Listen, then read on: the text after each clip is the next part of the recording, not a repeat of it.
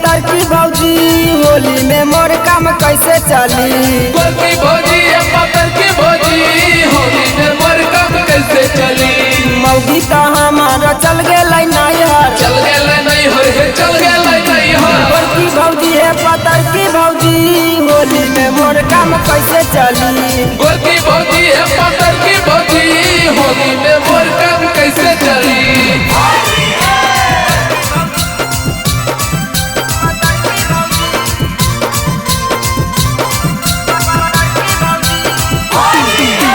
नैहर में चलै नियम काम जैसे ला भरावा के, जैसे ला भरवा के भौजी जैसे ला भरवा के।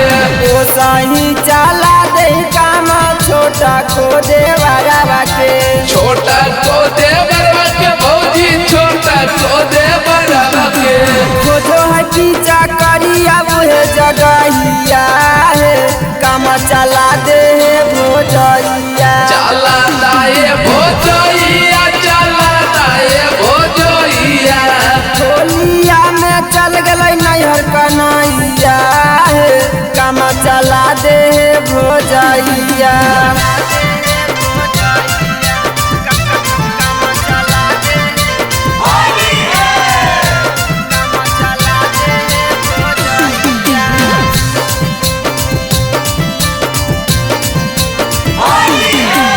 ऊपर नीचे सागरों से लगत तोरे दुआ, लगेगा तोरे तू अखिला दाए गो पुआ। आसो के फागुनावा में खिला दे अपन पुआ। लगेगा तोरे तू अखिला दाए गो पुआ।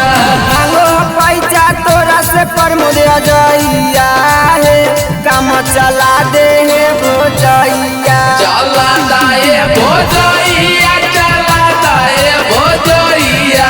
होलिया में चल गलै नैहर कन्हैया है, काम चला दे भोजैया। सवेरा फिल्म्स रिकॉर्डिंग स्टूडियो शाहपुर चौक देवन बिघा।